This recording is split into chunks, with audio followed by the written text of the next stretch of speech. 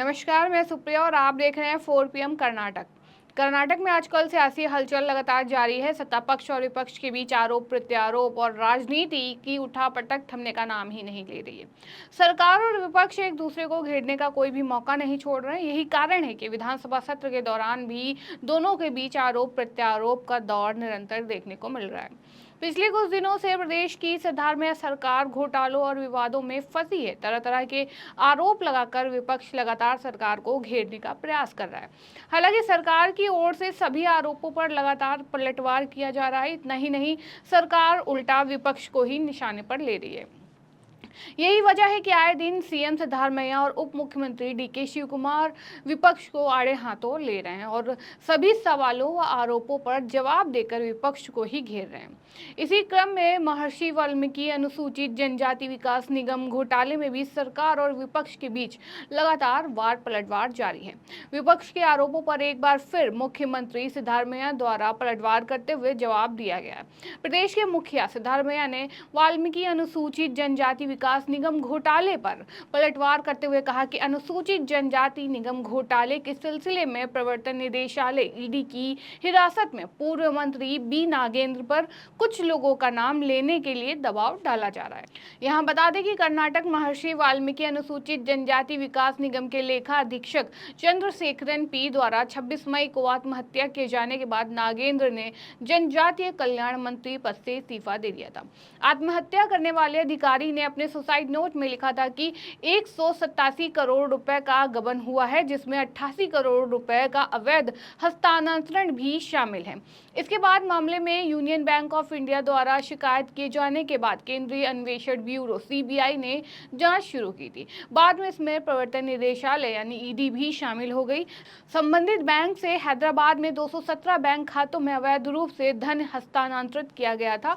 इन सभी पर जवाब देते हुए और जांच एजेंसियों को निशाने पर लेते हुए सीएम सिद्धारमैया ने एक संवाददाता सम्मेलन में कहा कि हमें सीबीआई से कोई रिपोर्ट नहीं मिली है। उन्होंने नागेंद्र को गिरफ्तार कर लिया है। मुख्यमंत्री ने कहा कि हमारे पास जानकारी है कि उन पर यानी नागेंद्र पर फला लोगों का नाम लेने के लिए दबाव डाला जा रहा है।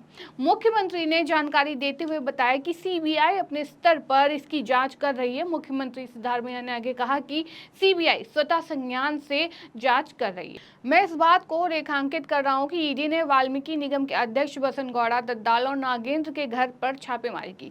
एजेंसी ने उन्हें पूछताछ के लिए बुलाया और नागेंद्र को गिरफ्तार कर लिया। सीएम सिद्धारमैया ने बताया कि सुसाइड नोट में केवल 3 लोगों के नाम है, जिनमें वाल्मीकि निगम के प्रबंध निदेशक जेजी पद्मनाभ, अकाउंटेंट परशुराम दुर्गनावर और बेंगलुरु स्थित यूनियन बैंक ऑफ इंडिया की एमजी रोड शाखा में मुख्य प्रबंधक एस राहुल शामिल हैं। चंद्रशेखरन की पत्नी कविता ने भी अपनी शिकायत में तीनों का नाम लिया है। जाहिर है कि बैंक के उप महाप्रबंधक महेश जे ने 3 जून को सीबीआई में शिकायत दर्ज कराई थी। अनियमितताओं पर उनके इस्तीफे की भाजपा की मांग के बारे में पूछे जाने पर सिद्धारमैया ने जवाबी सवाल किया कि बैंक किसके अधिकार क्षेत्र में आते हैं। केंद्रीय वित्त मंत्री निर्मला सीतारमण, क्या उन्हें इस्तीफा नहीं देना चाहिए? वही इस सवाल पर कि क्या यह केंद्र और राज्य का संयुक्त घोटाला है, मुख्यमंत्री ने जवाब देते हुए इसे खारिज किया। हालांकि मुख्यमंत्री सिद्धारमैया ने कहा कि उन्होंने अपने जीवन में इस तरह का मामला कभी नहीं देखा। भाजपा की सीबीआई जांच की मांग पर प्रतिक्रिया देते हुए सीएम सिद्धारमैया ने कहा कि एक समय उसके नेता इसे चोर बचाओ संस्थान यानी सीबीआई कहते थे। सिद्धारमैया ने उल्टा भाजपा को निशाने पर लेते हुए कहा कि जब आप सत्ता में थे तो आपने कभी भी मामला सीबीआई को नहीं दिया। मुझे अपनी पुलिस पर भरोसा है। सीबीआई का प्रवेश हो चुका है, ईडी अपना काम कर रही है, एसआईटी भी इसकी जांच कर रही है। एक और जहां सीएम सिद्धारमैया भाजपा को निशाने पर लेते हुए घोटालों पर सरकार का बचाव कर रहे हैं और विपक्ष के हर सवाल व आरोप पर लगातार पलटवार कर रहे हैं, वहीं कर्नाटक विधानसभा जारी सत्र में भी लगातार हंगामेदार बना हुआ है, क्योंकि विपक्ष जहां सरकार को घोटालों में घेरकर सवाल खड़े कर रहा है तो वहीं सत्ता पक्ष भी लगातार विपक्ष के आरोपों पर पलटवार कर रहा है। एक बार फिर विधानसभा सत्र के दौरान विपक्षी दलों खासकर भाजपा और जेडीएस ने राज्य संचालित निगम निगम में वित्तीय अनियमितताओं का आरोप लगाते हुए सरकार के खिलाफ विरोध प्रदर्शन किया। विपक्ष ने सरकार पर लूट का आरोप लगाते हुए मुख्यमंत्री सिद्धारमैया के इस्तीफे तक की मांग कर डाली। विपक्ष की लगातार नारेबाजी व हंगामे के बीच सीएम सिद्धारमैया ने अपना और अपने प्रशासन का बचाव करते हुए स्वीकार किया कि वास्तव में घोटाला हुआ है। उन्होंने विधानसभा को आश्वासन दिया कि अनियमितताओं में शामिल लोगों के खिलाफ कड़ी कार्रवाई की जाएगी। पलटवार करते हुए सीएम सिद्धारमैया ने विपक्ष के कार्यकाल के दौरान हुए कथित घोटालों का जिक्र किया, खासकर बीजेपी पर निशाना साधा। उन्होंने इन आरोपों की जांच करने और यह सुनिश्चित करने की कसम खाई कि जिम्मेदार लोगों को जेल भेजा जाएगा। उन्होंने कहा कि मुख्यमंत्री और सरकार की छवि खराब करने का आरोप लगाया जा रहा है, ये संभव नहीं है। सीएम सिद्धारमैया ने कहा कि वे आरोप लगा रहे हैं कि एसटी समुदाय के फंड को लूटा गया है। ये 187.33 करोड़ रुपए घोटाला नहीं है। इतनी राशि यूनियन बैंक ऑफ इंडिया में आई है। इसमें 89.63 करोड़ रुपए आंध्र प्रदेश और तेलंगाना में गए हैं।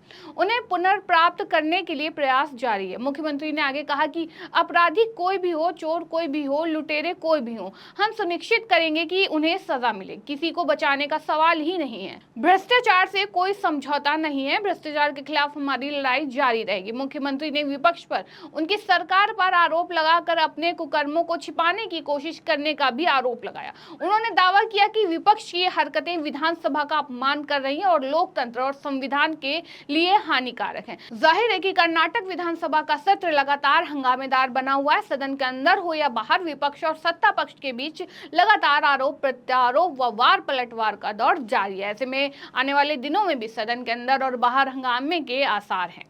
फिलहाल इस खबर में इतना ही। ऐसी तमाम राजनीतिक खबरों के लिए बने रहिए, देखते रहिए 4 PM कर्नाटक। धन्यवाद।